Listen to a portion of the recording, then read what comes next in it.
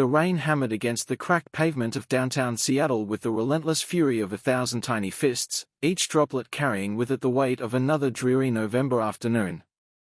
Marcus Thompson pulled his wool coat tighter around his shoulders as he hurried down Pine Street, his Italian leather shoes splashing through puddles that reflected the gray sky above like broken mirrors.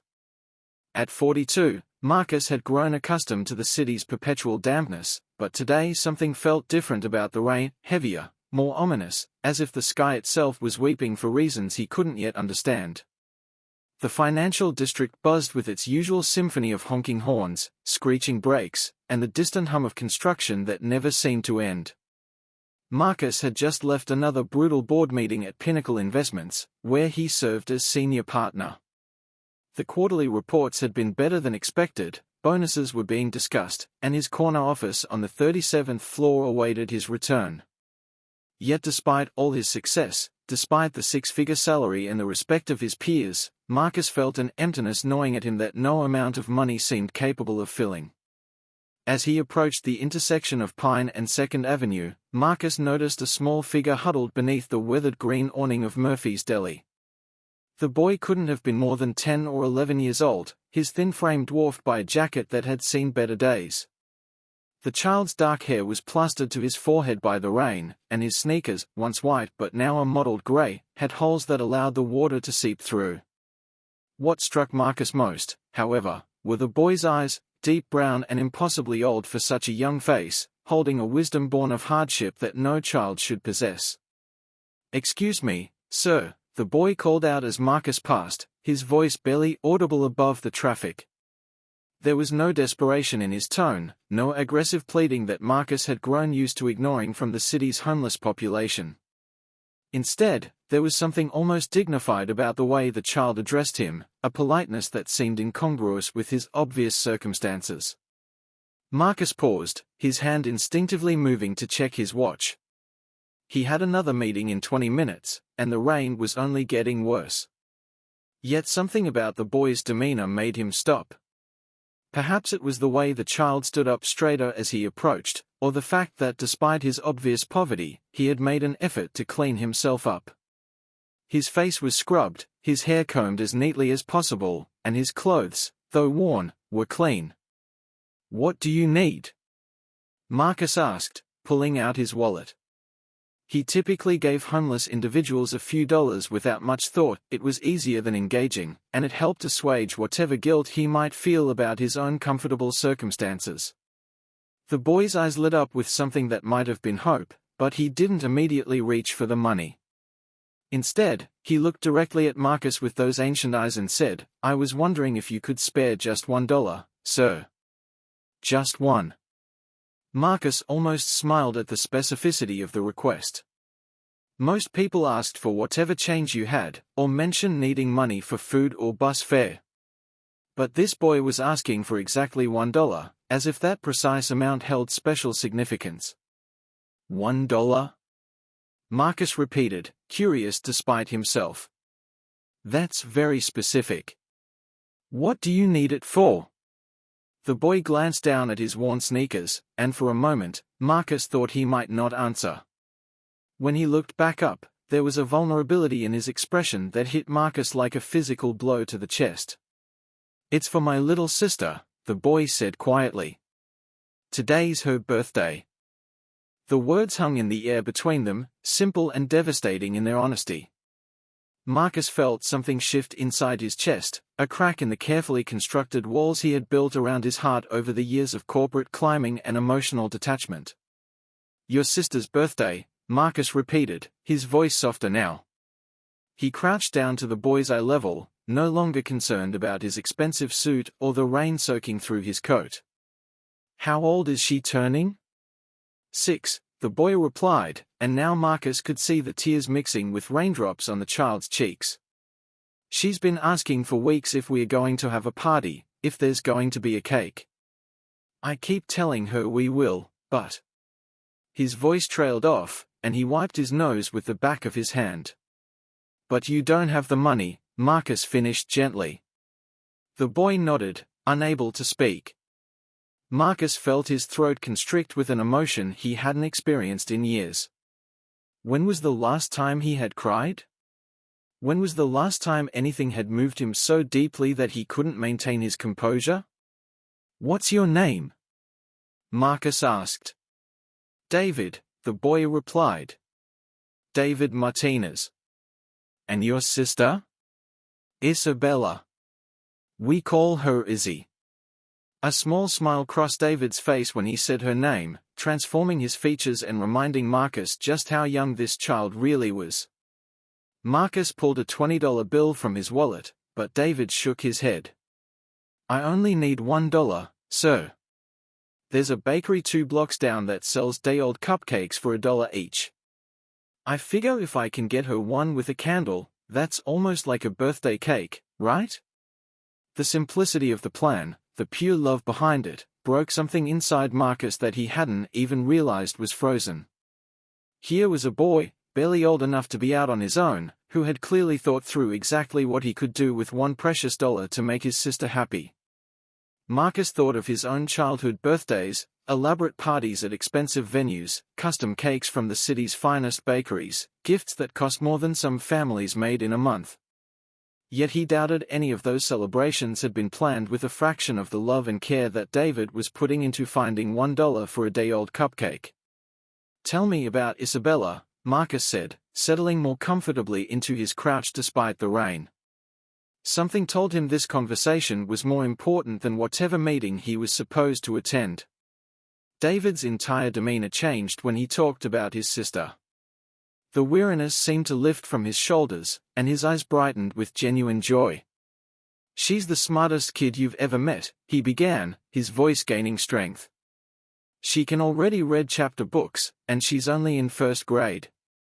She loves butterflies, she knows the names of all the different kinds. Monarchs are her favorite because they travel so far. She says when she grows up, she wants to be like them and see the whole world." Marcus found himself smiling genuinely for the first time in months. "She sounds remarkable." "She is," David said fiercely. "She draws pictures for me every day. Little butterflies on whatever paper she can find. Sometimes it's just napkins from the shelter, but she makes them beautiful anyway." He reached into his jacket pocket and pulled out a crumpled piece of paper. Even in the rain, Marcus could see it was covered in colorful butterflies drawn in crayon. "She made this for me yesterday," David continued, his voice thick with emotion. "She said it's because butterflies are supposed to make people happy, and she wanted to make sure I was happy." Marcus accepted the drawing with trembling hands, studying the careful detail Isabella had put into each wing, the way she had used every color in what must have been a very limited crayon box. In the corner of the paper, in careful 1st grade handwriting, were the words, "For Davy. Love, Izzy." "Where are your parents, David?" Marcus asked gently. The boy's face clouded over. "Mom died 2 years ago. Cancer. Dad." He paused, struggling with how to explain. "Dad couldn't handle it after Mom died. He started drinking a lot, and then he just left. One day we woke up and he was gone. We've been on our own since then." Marcus felt his heart break completely. This child, this 11-year-old boy, had been caring for his 6-year-old sister alone for who knows how long. The responsibility, the constant worry, the impossible weight of trying to be both brother and parent to a little girl who deserved a childhood filled with birthday parties and butterfly hunts instead of day-old cupcakes and shelter napkins.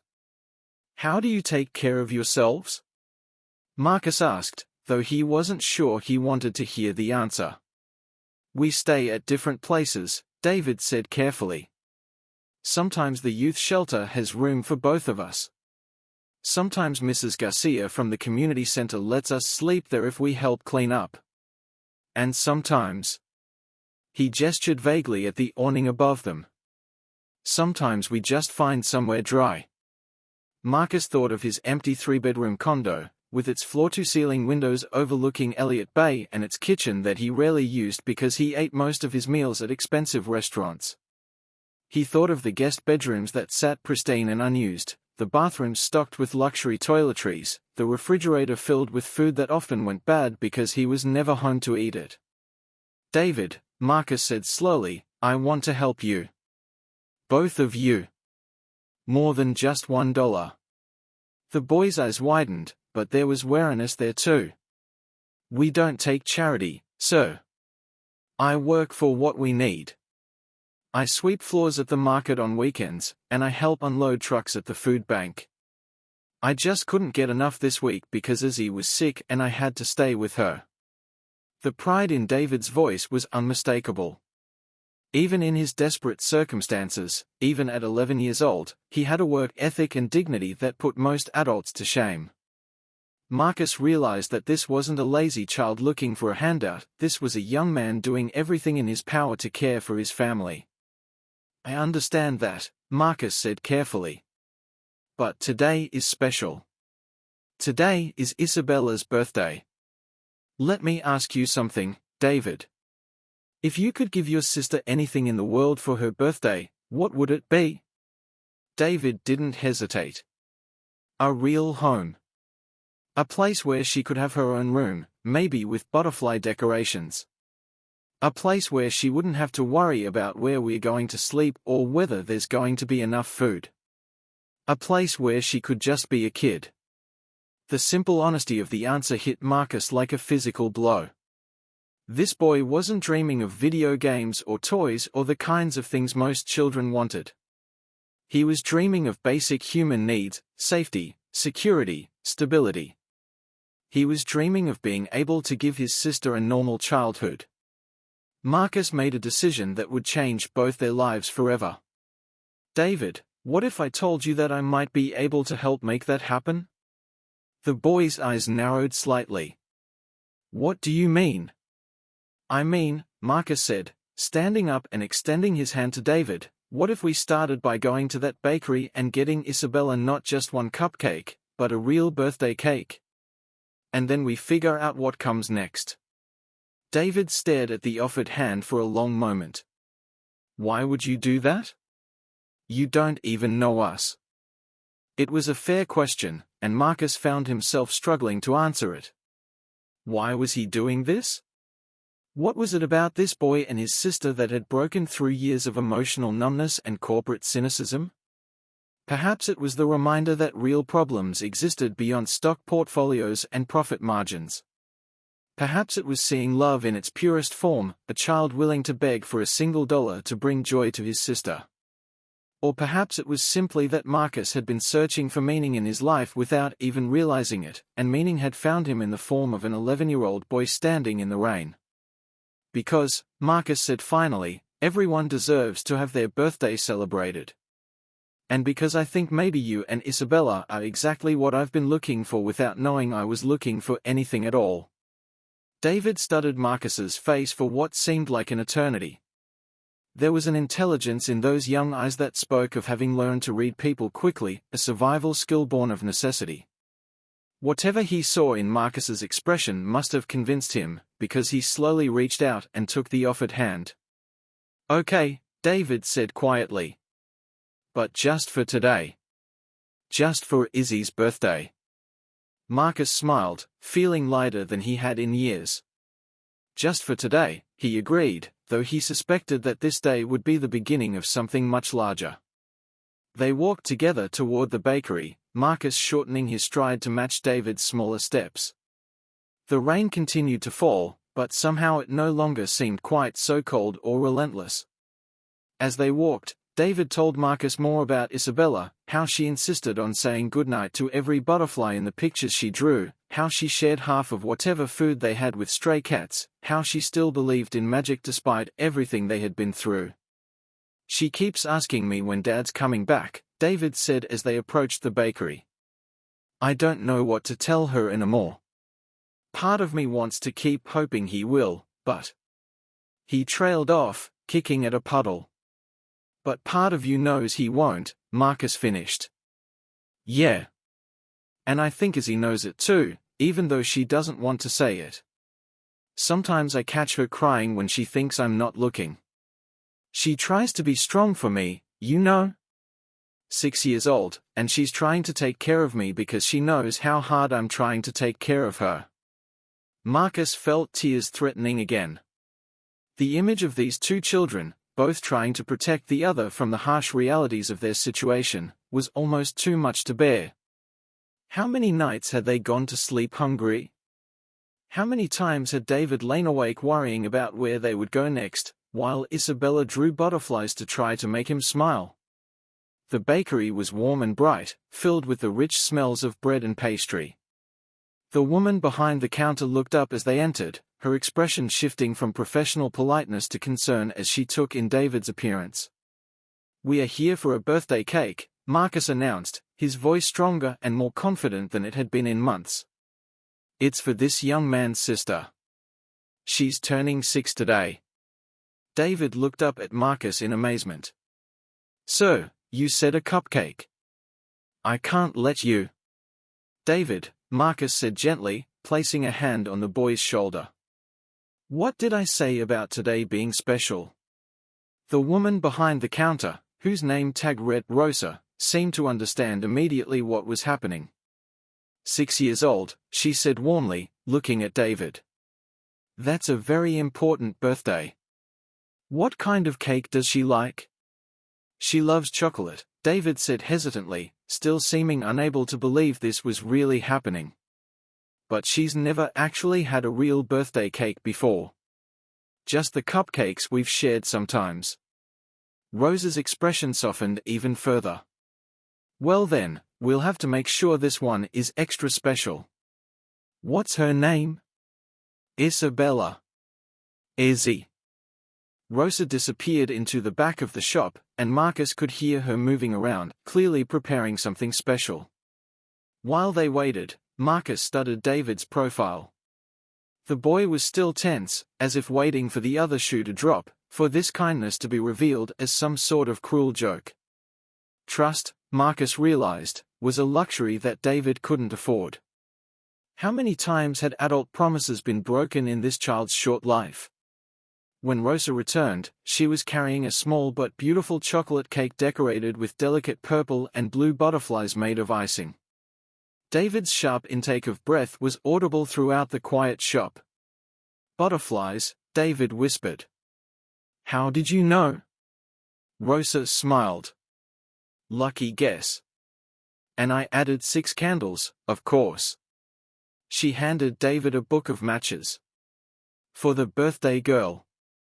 Marcus reached for his wallet, but Rosa waved him away. "This one's on the house," she said firmly. "Happy birthday to Isabella." David looked between Rosa and Marcus, tears streaming down his face now without any attempt to hide them.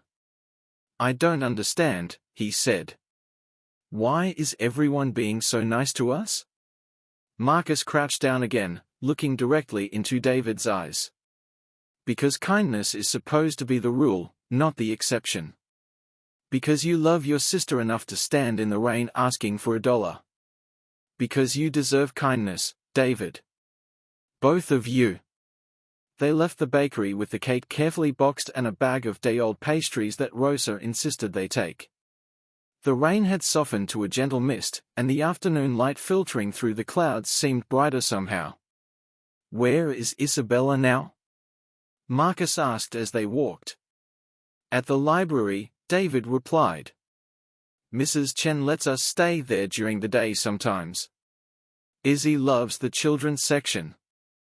They have picture books about butterflies, and she can practice her reading." Marcus knew the central library well, it was only a few blocks from his office. He had passed it hundreds of times but had never thought about the children who might be using it as a daytime shelter, a safe place to wait out the hours until they could find somewhere to sleep. As they walked, Marcus found himself seeing the city differently. The doorways and alcoves he had never paid attention to before suddenly stood out as potential overnight shelters. The fast food restaurants took on new significance as places where someone might be able to warm up for a few minutes. Even the public restrooms, which he had always taken for granted, represented basic dignity and hygiene for those who had nowhere else to go. "David," Marcus said carefully, "can I ask you something that might be difficult?"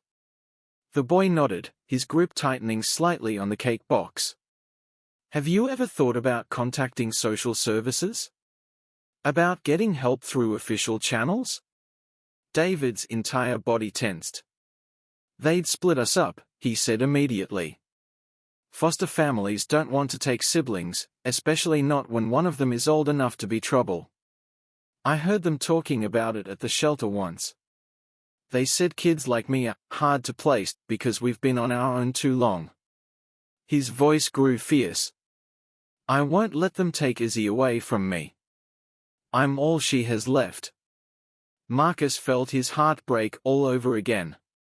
This child was carrying burdens that would crush most adults, making impossible decisions about what was best for himself and his sister. The tragic irony was that David was probably right. The system that was designed to help children like them often ended up separating families instead of keeping them together. What if there was another way? Marcus asked. What if there was someone who wanted to help both of you, together? David shot him a suspicious look. What do you mean? Marcus realized he was approaching dangerous territory. He barely knew these children, and they certainly didn't know him. Whatever impulse was driving him to want to help them, he had to be careful not to make promises he couldn't keep or to move so fast that he scared them away. I mean, Marcus said slowly, that sometimes people cross paths for a reason. Sometimes when you least expect it, life gives you exactly what you've been looking for. They had reached the library, its grand stone steps rising up toward massive wooden doors. David paused at the bottom, still holding the cake box like a precious treasure. Mr. he began, then realized he didn't know Marcus's name. Thompson, Marcus supplied. Marcus Thompson.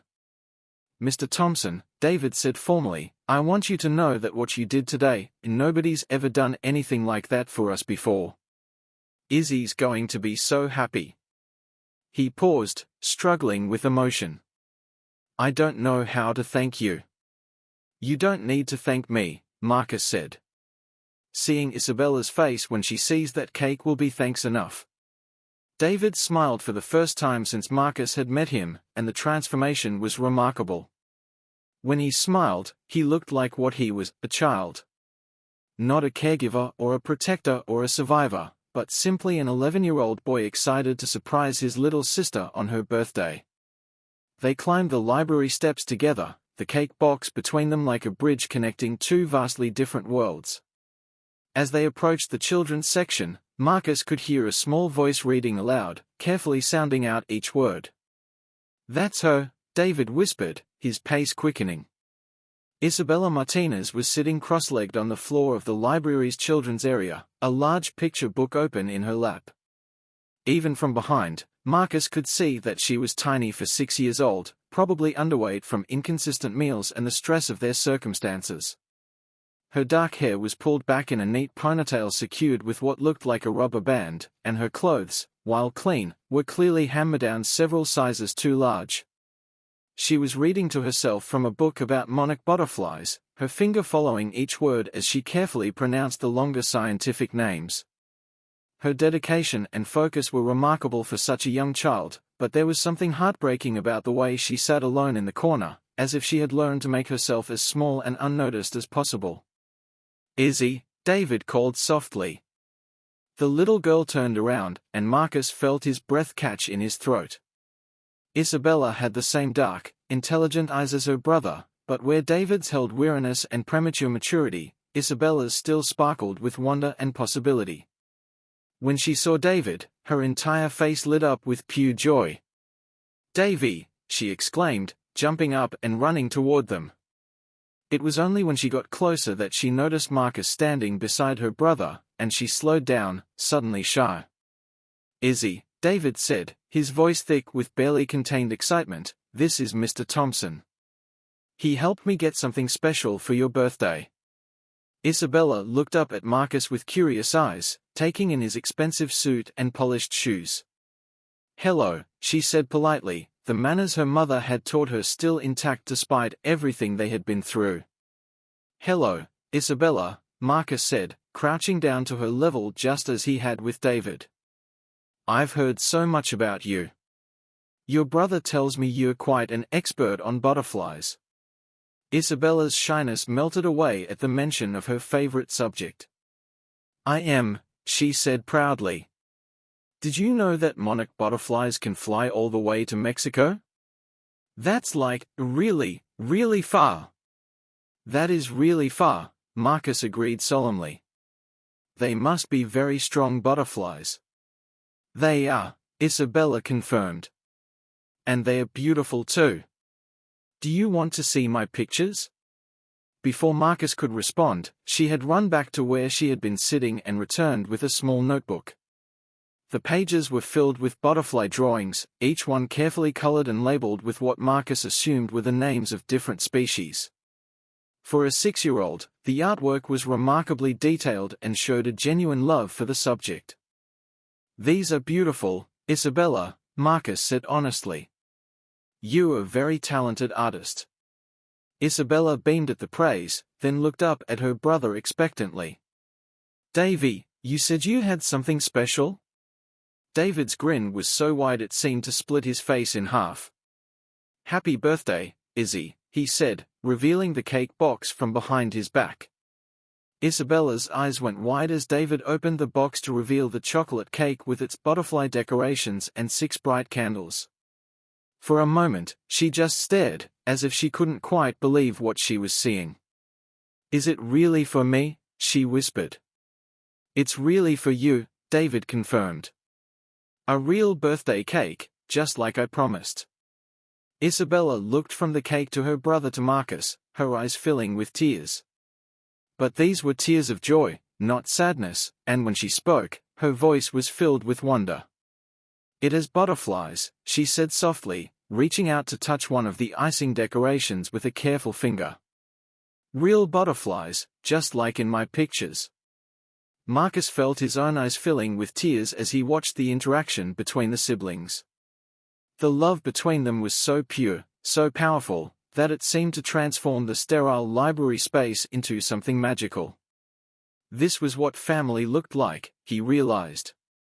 Not the cold, distant relationships he had known growing up, but this fierce, protective, unconditional love that transcended circumstances. Should we light the candles? Marcus asked, pulling out the matches Rosa had given them. Isabella nodded eagerly, and Marcus carefully lit each candle while she counted along. When all 6 flames were dancing on top of the cake, David began singing Happy Birthday in a voice that was changing from childhood to adolescence. Marcus joined in, and soon Isabella was giggling and clapping her hands together. Make a wish, Izzy, David said when they finished singing. Isabella closed her eyes tightly, her face scrunched in concentration.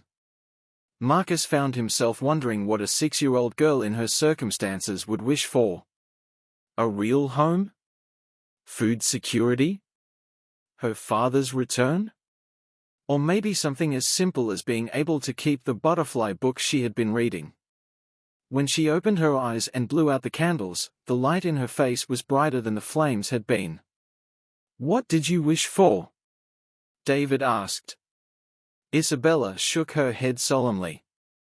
If I tell you, it won't come true. But it was a really good wish. Marcus watched this exchange with growing emotion. These children had every reason to be bitter, angry, or hopeless. Instead, they were full of love for each other and still believed in the magic of birthday wishes. They were teaching him something about resilience and hope that all his education and professional success had never shown him. As they shared pieces of the cake, eating with plastic forks that the librarian had kindly provided, Isabella chatted happily about the butterflies in her book, the progress she was making in reading, and her dreams of seeing real monarch butterflies someday.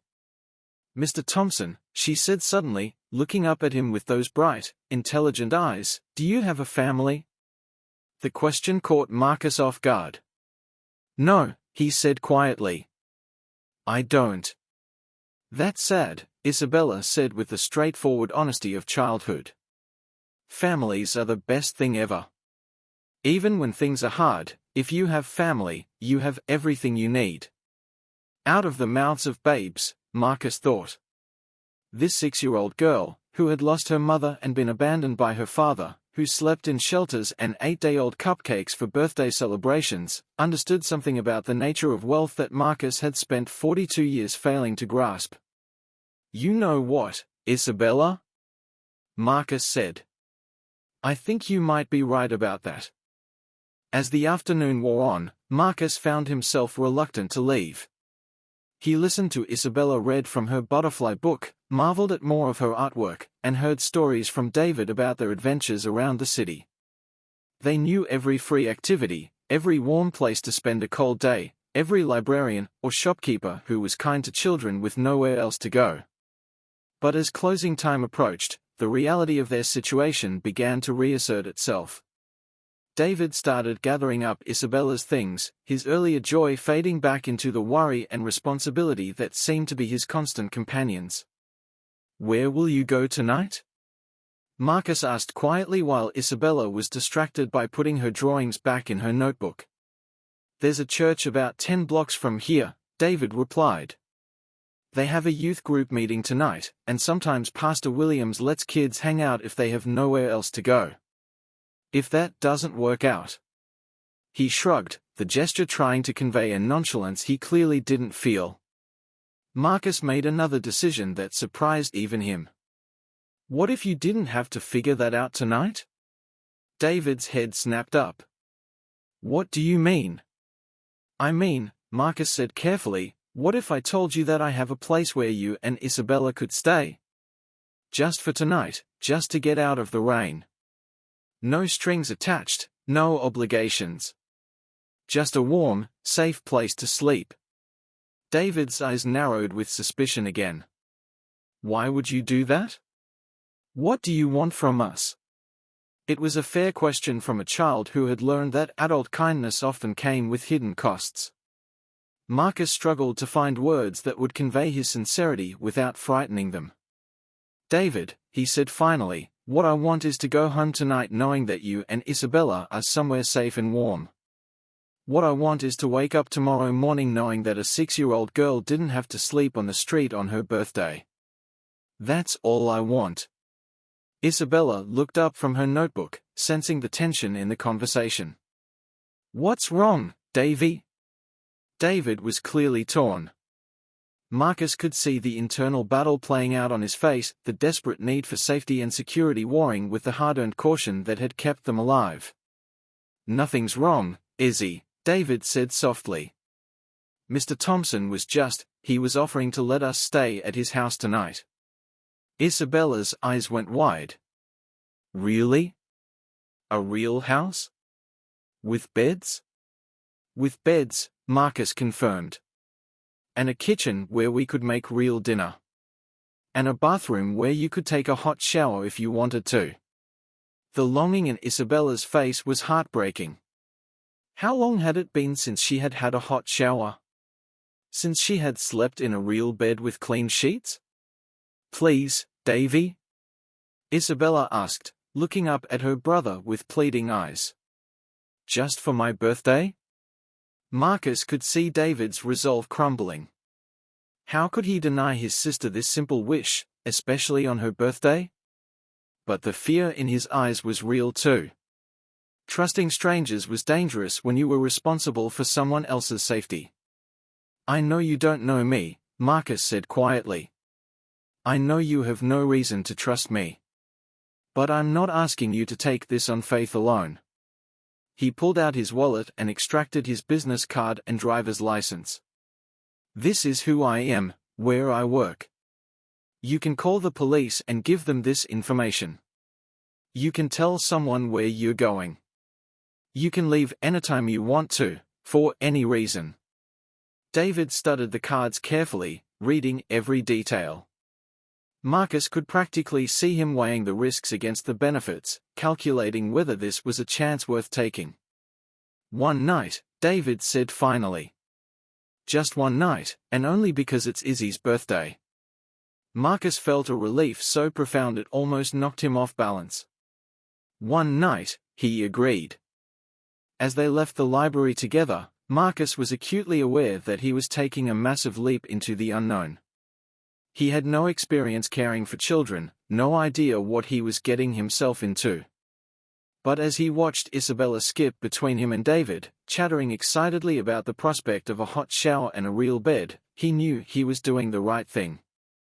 The ride to Marcus's condo in his BMW was quiet except for Isabella's occasional gasps of wonder at the city lights beginning to twinkle in the gathering dusk. David sat rigidly in the passenger seat, alert and ready to bolt at the first sign of danger. Marcus kept up a gentle stream of conversation, describing his neighborhood and his building, trying to prepare them for what they would see. Marcus's building was one of the newer luxury high-rises in the South Lake Union area, all glass and steel reaching toward the sky. As they rode the elevator to the 23rd floor, Isabella pressed her nose to the glass wall, watching the city spread out below them. "Are we flying?" she asked in wonder. "Almost," Marcus said, smiling at her amazement.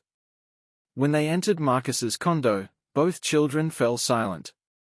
The space was modern and minimalist, with floor-to-ceiling windows offering panoramic views of the city and Elliott Bay. The furniture was expensive but somehow cold, chosen more for style than comfort. "This is where you live?" Isabella whispered, clearly overwhelmed. "This is where I live," Marcus confirmed, though looking at it through their eyes, he suddenly saw how empty and sterile it felt. Despite its luxury, it wasn't really a home, it was more like an expensive hotel room where someone happened to sleep. David was doing his security assessment, noting exits and sight lines with the unconscious efficiency of someone who had learned to evaluate every new environment for potential threats. "The guest rooms are down this hall," Marcus said, leading them toward the back of the apartment. "There are 2 bedrooms that share a bathroom. You can each have your own room, or if you'd prefer to stay together." "Together," David said immediately. "We stay together." Marcus nodded, understanding. These children had only each other in the world. Of course they wouldn't want to be separated, even by a wall. The guest room was spacious and comfortable, with a large bed that could easily accommodate both children. Marcus showed them where the bathroom was, provided fresh towels and toiletries, and offered to wash their clothes while they showered. "There's a washer and dryer in the utility room," he explained. "You could have clean clothes for tomorrow." Isabella looked at David hopefully, and Marcus could see her brother's resistance crumbling at the thought of truly clean clothes for both of them. "Okay," David said finally. "But we keep our shoes and jackets with us." Marcus understood. They needed to know they could run if they had to. While the children took turns in the shower, Marcus found himself pacing his living room, trying to process what he had done. He had essentially brought 2 homeless children into his home based on a 30-minute conversation and a shared piece of birthday cake. By any rational measure, it was reckless and potentially dangerous for all of them. Yet as he heard Isabella's delighted laughter echoing from the bathroom, the sound of a child experiencing hot water and soap and clean towels for the first time in who knew how long, Marcus felt a sense of purpose he had never experienced in all his years of corporate success. He called his favorite Thai restaurant and ordered enough food for 6 people, wanting to make sure there was plenty for 2 children who had probably been surviving on whatever free meals they could find. As he hung up the phone, he realized he had no idea what kinds of food they liked, whether they had any allergies, whether Thai food was too spicy for a 6-year-old palate. There was so much he didn't know about caring for children. When David emerged from the shower wearing clothes Marcus had provided, an old college t-shirt and sweatpants that were far too large but clean and warm, he looked younger somehow. The shower had washed away layers of street grime and stress, revealing the boy he truly was underneath. "Isabella's still in there," David reported. "She's singing. I don't think she wants to come out." Marcus could hear the singing through the bathroom door, a made-up song about butterflies and bubbles that made his heart clench with its innocent joy. "She can stay in there as long as she wants," Marcus said. "I ordered dinner. I hope you like Thai food." David's eyes widened. "We are not picky," he said quickly. "We'll eat anything." The response broke Marcus's heart all over again. These children were so grateful for basic necessities that most people took for granted. How many meals had they skipped? How many times had they gone to bed hungry? When Isabella finally emerged from the bathroom, her transformation was even more dramatic than her brother's. Clean and dressed in one of Marcus's old polo shirts that hung down to her knees like a dress, she looked like a completely different child. Her skin glowed from the hot water and soap, and her hair, now clean and brushed, shone in the overhead lights. "That was the best shower ever," she announced proudly. The water stayed hot the whole time, and there was soap that smelled like flowers, and the towel was so soft and fluffy. Marcus felt tears threatening again. Such simple pleasures, such basic human needs, were luxuries in these children's world. Dinner was a revelation. Isabella and David approached the array of Thai dishes with wonder, trying new flavors and textures they had clearly never experienced before. Isabella declared the pad thai the most delicious thing ever and asked Marcus to teach her how to use chopsticks. David ate with the focused intensity of someone who had learned never to take a meal for granted, but Marcus could see him relaxing slightly as the evening progressed. As they ate, Marcus found himself learning more about their daily lives. Isabella attended school sporadically, when they were staying somewhere stable enough for her to make it there regularly. David had been forced to miss so much school that he was functionally homeschooling himself with library books and whatever education resources he could find online during their time at the library. "I want to be a teacher someday," Isabella announced suddenly.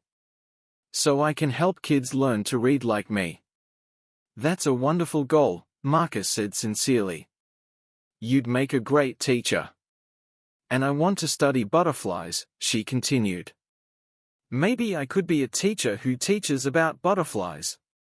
David smiled at his sister's enthusiasm, but Marcus could see the sadness behind his eyes. What were the realistic chances of Isabella achieving those dreams given their current circumstances? How could she become a teacher if she couldn't even attend school regularly?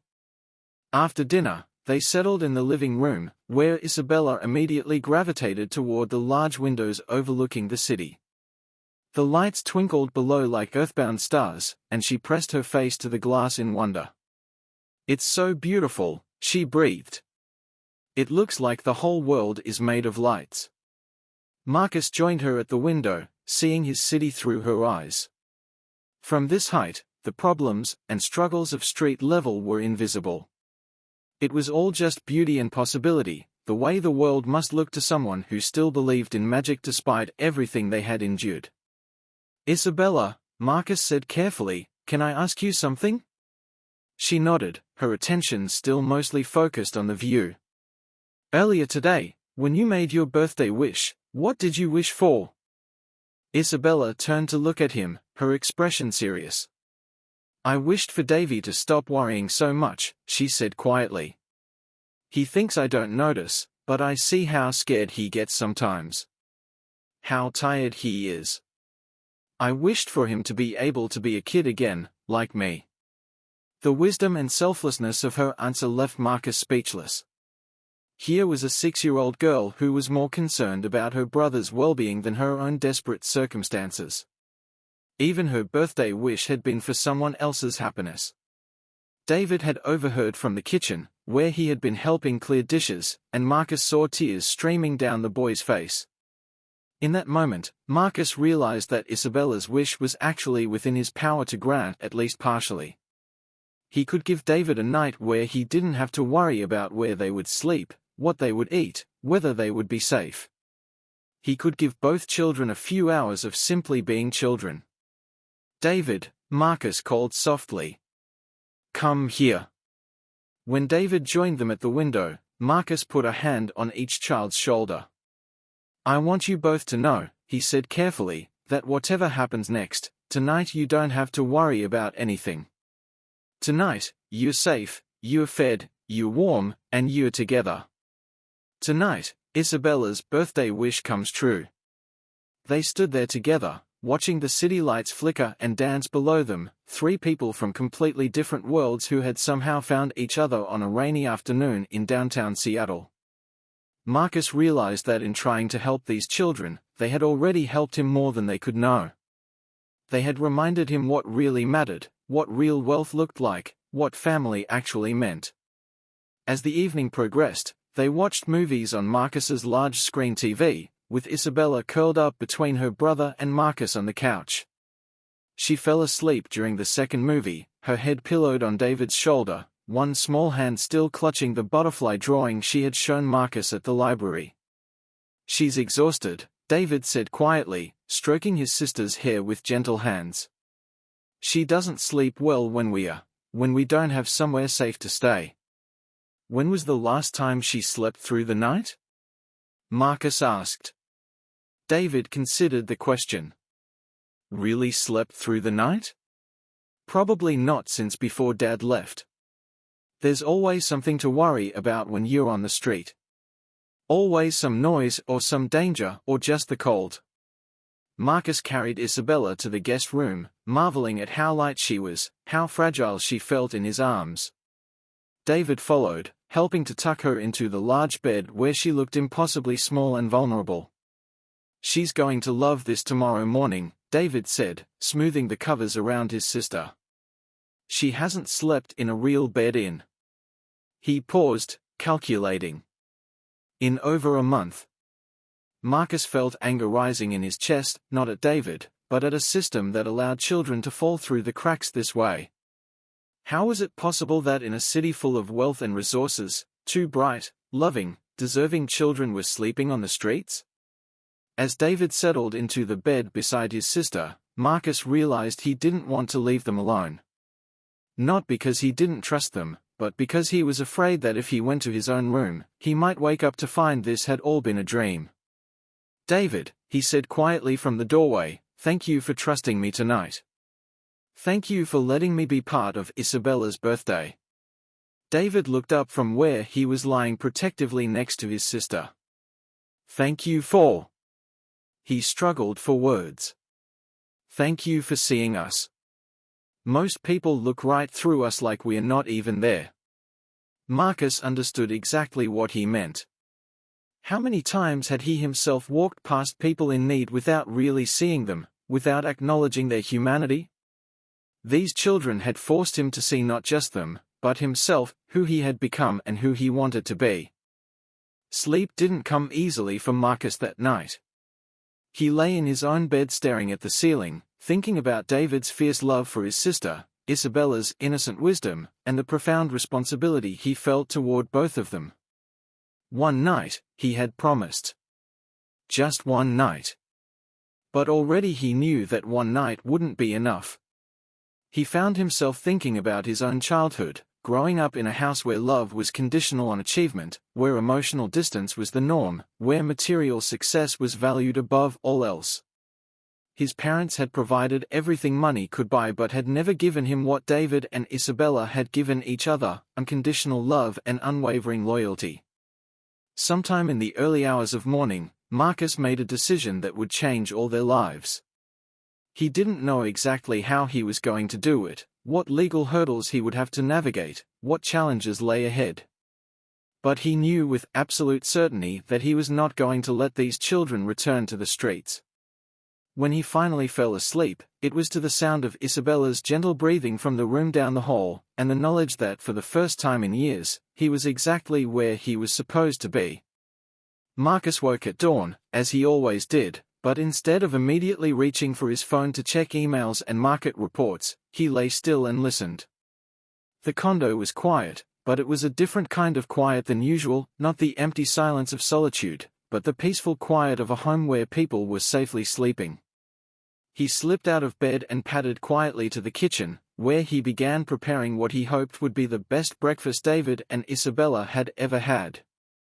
As he worked, he found himself planning not just the meal, but the conversation he needed to have with them about the future. The smell of bacon and pancakes must have carried down the hall, because soon he heard quiet voices and footsteps. Isabella appeared first, her hair tousled from sleep, still wearing his oversized polo shirt like a nightgown. "Good morning, Butterfly," Marcus said softly. Isabella beamed at the nickname. "Good morning. Something smells really good. I'm making breakfast, Marcus said. Are you hungry? Always, Isabella said honestly, then seemed to catch herself. I mean, yes please. David appeared a moment later, looking rested but wary. The harsh light of morning had apparently reminded him that this fairy tale interlude would have to end soon. Good morning, David, Marcus said, keeping his tone light and cheerful. I hope you both slept well.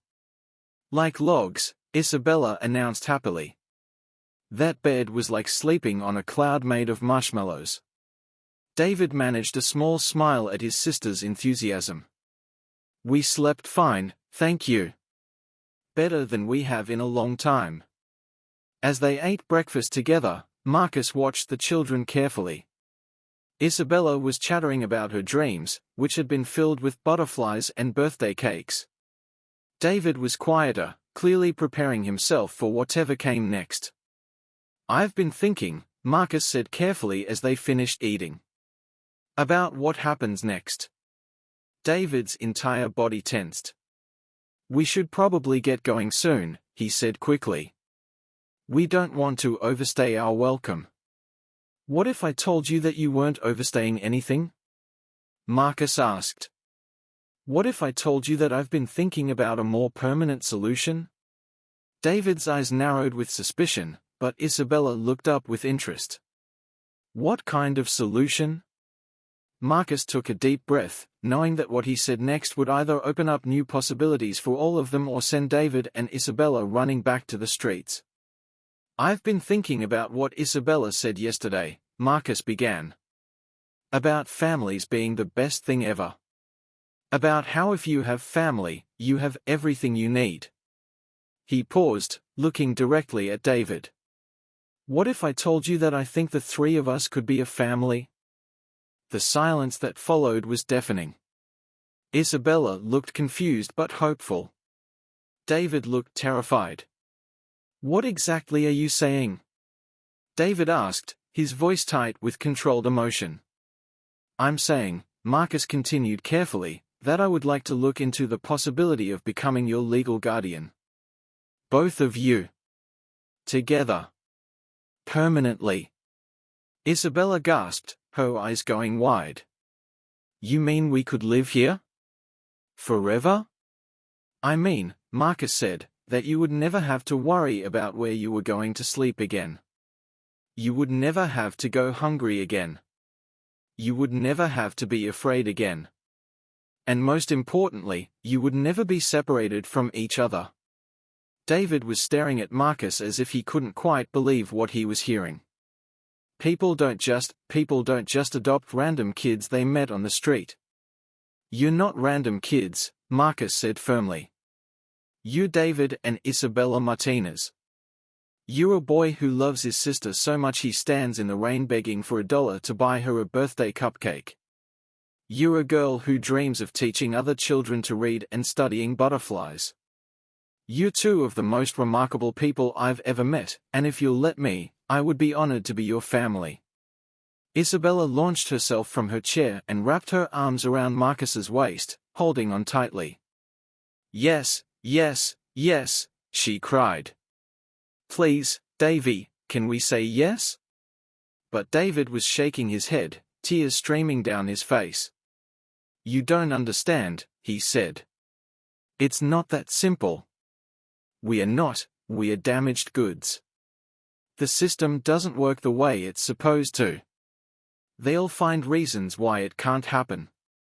Marcus gently disentangled himself from Isabella's embrace and moved to crouch in front of David. Then we'll make it work anyway, he said firmly. David, I have resources. I have lawyers, I have connections, I have money. If there are obstacles, we'll overcome them. If there are rules that don't make sense, we'll find ways around them. I'm not going to let bureaucracy stand in the way of what's right. But why? David asked, his voice breaking. Why would you do this for us? What do you get out of it? It was the same question David had asked the day before, and Marcus realized that his answer had evolved in the short time since then. What I get, Marcus said slowly, is the chance to be part of something real. What I get is the opportunity to matter to someone, and to have someone matter to me. What I get is a family, David. Something I've never really had before. He paused, gathering his thoughts. Yesterday, when you asked me for that $1, you changed my life. You reminded me what's important. You showed me what love looks like, what courage looks like, what hope looks like. You gave me more in 5 minutes than I've gained in 20 years of corporate success. David was crying openly now, his careful composure finally cracking under the weight of hope and fear and exhaustion. What if it doesn't work? He whispered. What if something goes wrong and they take Izzy away from me anyway? Marcus reached out and took David's hands in his. Then we'll fight it together. All three of us. But David, what's the alternative? Going back to the streets? Living day to day, never knowing where you'll sleep or what you'll eat? Watching Isabella grow up without the education she deserves, without the security every child should have? Isabella had moved to stand beside her brother, placing her small hand on his shoulder. Davy, she said quietly, I think this is what I wished for yesterday. I think this is how my wish is going to come true. David looked at his sister, then at Marcus, then back at Isabella. Marcus could see the moment when hope finally overcame fear, when the possibility of a real future became more compelling than the safety of familiar struggle. Okay, David said quietly. Okay, let's try. The next few weeks were a whirlwind of legal consultations, social services meetings, and bureaucratic hurdles. Marcus hired the best family law attorney in Seattle, a compassionate woman named Sarah Chen who specialized in complex custody cases. Together, they navigated the labyrinthine process of emergency custody, background checks, home studies, and court hearings. There were moments when it seemed impossible, when the system seemed designed to prevent exactly what they were trying to achieve.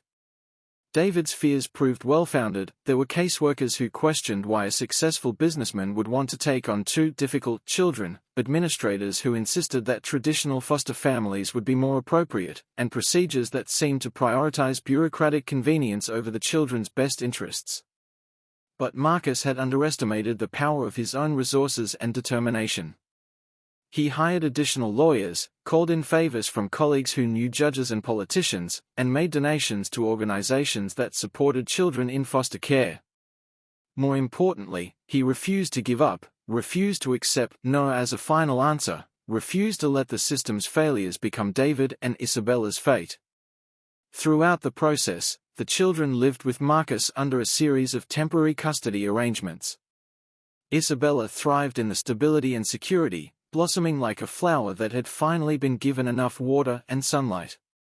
She enrolled in school and quickly caught up with her grade level, her natural intelligence and eagerness to learn making up for the education she had missed. David struggled more with the adjustment. Years of being responsible for his sister's survival had left him unable to simply be a child. He had trouble sleeping, constantly worried about threats that no longer existed, and found it difficult to trust that their new security was real and permanent.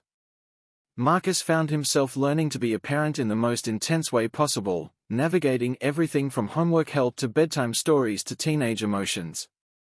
There were mistakes and misunderstandings, moments of frustration and uncertainty.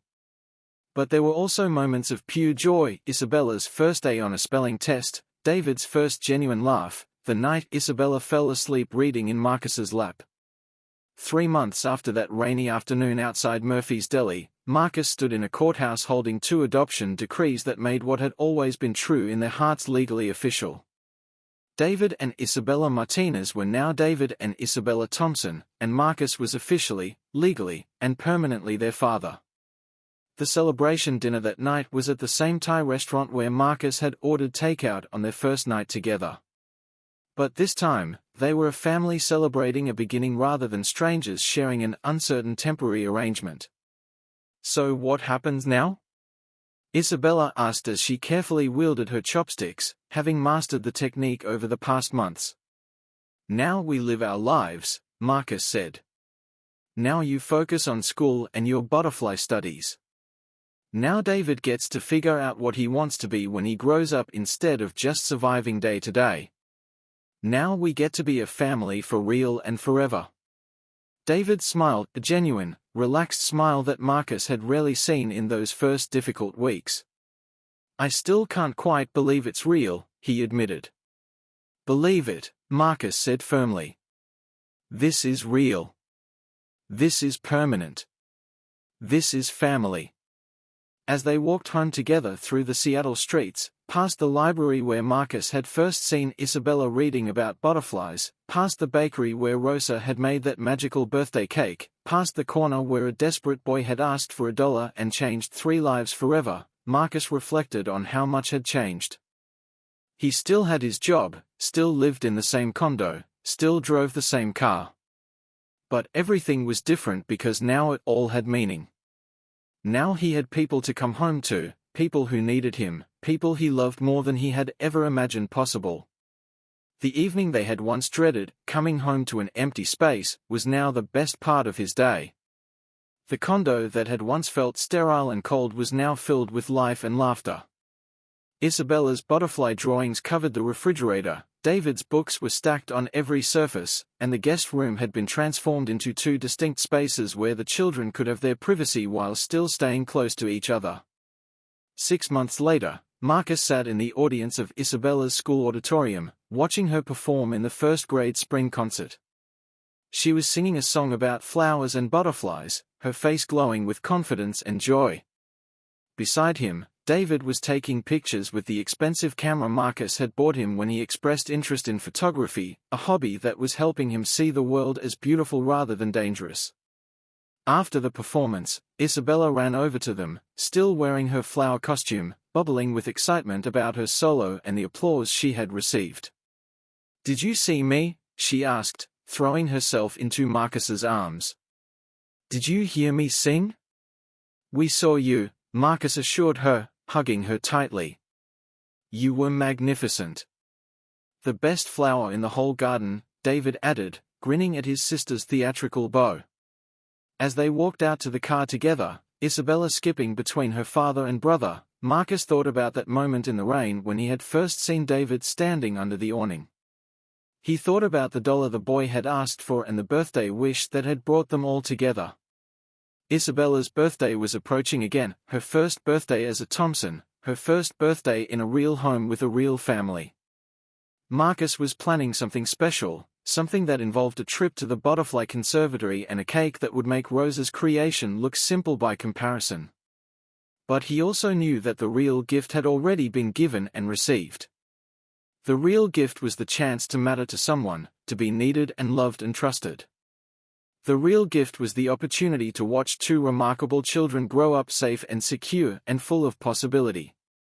That night, as Marcus tucked Isabella into her bed, now decorated with butterfly wallpaper and educational posters about monarch migration patterns, she looked up at him with those bright, intelligent eyes that had first captured his heart. "Daddy," she said, the word still making Marcus's heart skip a beat every time he heard it, "do you remember when I made that birthday wish last year?" "I remember," Marcus said. "But you never told us what it was." Isabella smiled mysteriously. "I wished for a daddy who would love Davy and me forever and ever. I wished for someone who would help Davy stop worrying and help me learn about butterflies and keep us together always." Marcus felt tears pricking his eyes. "Well then," he said softly, "I guess your wish came true."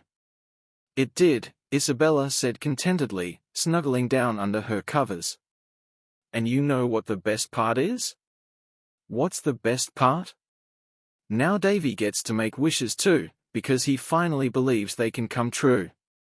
As Marcus turned off the light and closed the door, he reflected on the profound truth in Isabella's words.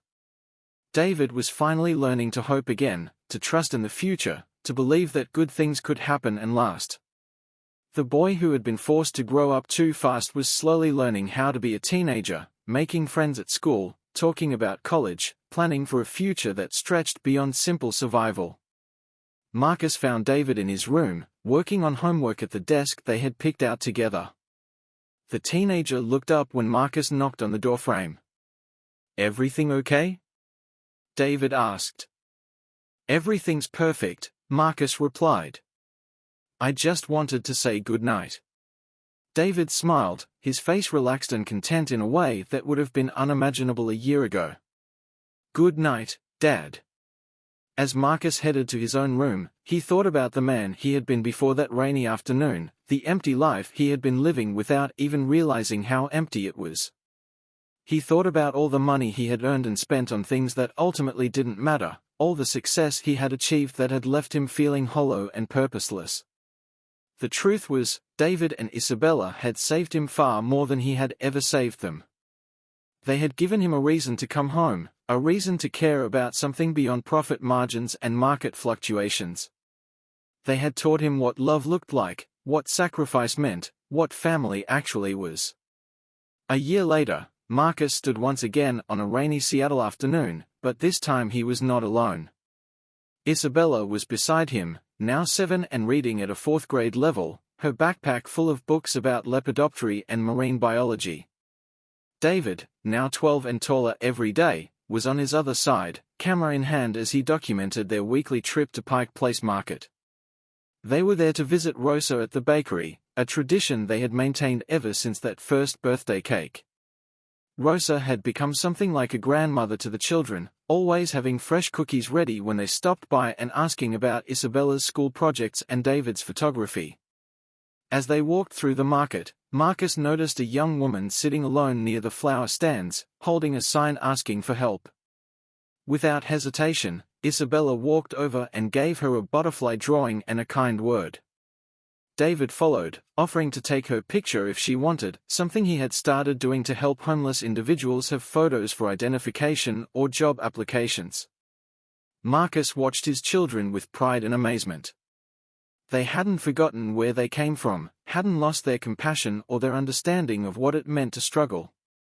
Instead, they had taken their experiences and transformed them into empathy and service to others. "You know," David said as they continued through the market, "sometimes I think about that day when I asked you for $1. I think about what would have happened if you had just given me the money and kept walking." "What do you think would have happened?" Marcus asked. "I think Izzy and I would have been okay eventually," David said thoughtfully. "We are survivors, we would have figured it out. But I don't think we would have had this. This family, this home, this feeling of being safe and loved and having a future to plan for." Isabella looked up at Marcus with a serious expression. "And you wouldn't have had us either," she pointed out. "You would still be all alone in your big apartment with no one to love." Out of the mouths of babes, Marcus thought again. His children understood something profound about the nature of rescue. It wasn't a one-way transaction. Everyone involved was saved. That evening, as they sat around the dinner table sharing stories about their day, Marcus looked at David and Isabella, his son and daughter, chosen not by biology but by love and commitment and the belief that family is something you create rather than something you're simply born into. "I have an announcement," Marcus said, setting down his fork and looking seriously at both children. They immediately gave him their full attention, probably wondering if something was wrong. "I've been thinking about our family story," Marcus continued, "and I realized that we never properly celebrated the anniversary of when we became a family." Isabella's eyes lit up. "You mean like a family birthday?" "Exactly like that," Marcus confirmed. "And I think it's time we started a new tradition. Every year on the anniversary of the day we met, we are going to do something special to celebrate." "What kind of something special?" David asked, intrigued despite his teenage cool. Marcus smiled. "Well, this year, I thought we could take a trip. Somewhere warm, where Isabella can see real monarch butterflies in their natural habitat." Isabella nearly fell off her chair in excitement. "Real monarchs? In the wild? Really, really, really?" "Really, really, really," Marcus confirmed. "I was thinking we could visit the monarch sanctuary in Mexico, see the migration firsthand." David was grinning now too, caught up in his sister's enthusiasm. "That sounds incredible, Dad." And, Marcus continued, "I thought it would be appropriate for us to do something to help other families like we used to be. I've been working with a nonprofit that helps homeless children, and I think we could sponsor some other kids, help them find permanent homes the way we found each other." The conversation that followed was full of planning and excitement, ideas about how they could use their experience to help other children navigate the system, how they could advocate for siblings to stay together, how they could make sure no child had to face what David and Isabella had faced alone. Later that night, after the children had gone to bed, Marcus stood at his living room window looking out at the city lights. The view was the same as it had been 2 years ago, but everything else had changed. The condo that had once felt like an expensive prison now felt like a true home. The life that had once felt empty and meaningless now felt rich with purpose and love. His phone buzzed with a text message from Sarah Chen, their family lawyer, who had become a friend over the months of legal proceedings. The message contained a photo of another family she had helped bring together, a teenage boy who had been aging out of the system, now adopted by a single teacher who saw his potential. Marcus smiled and showed the photo to David and Isabella the next morning. Their response was immediate and enthusiastic. They wanted to meet this new family, to welcome them to what Isabella had started calling the Chosen Family Club. "We could have a picnic," Isabella suggested. "With butterflies, decorations and lots of food, so they know what it feels like to be celebrated. And I could take family photos for them," David added. "So they have pictures of their first day as a real family." Marcus felt his heart swell with pride. His children had learned the most important lesson of all, that love multiplies when you share it, that helping others heal helps you heal too, that family isn't just about what you receive but about what you give. As he drove to work that morning, leaving David and Isabella safely at school, Marcus reflected on the journey that had brought them together. It had started with a simple request for $1, a birthday wish, and a moment of human connection on a rainy Seattle afternoon. It had grown into something beautiful and permanent and life-changing for all three of them. The boy had asked for $1, and the stranger had cried when he heard what it was for. But the real story was what happened next, how that dollar became the foundation of a family, how that moment of tears became the beginning of joy, how three separate people became one unbreakable unit bound by love and choice and the determination to never let each other go. Marcus kept David's business card from that first day in his wallet, not the one he had shown David to prove his identity, but a small piece of cardboard that Isabella had decorated for him with butterflies and the words, "World's Best Dad," written in her careful first-grade handwriting. It reminded him every day of how much his life had changed, how much he had gained by opening his heart to two children who needed a home and had given him a purpose. The stranger had cried that day, but they were tears that led to joy. The boy had asked for $1, but what he had really been asking for was hope, love, and a future. And in the end, they had all received far more than they had ever dared to ask for.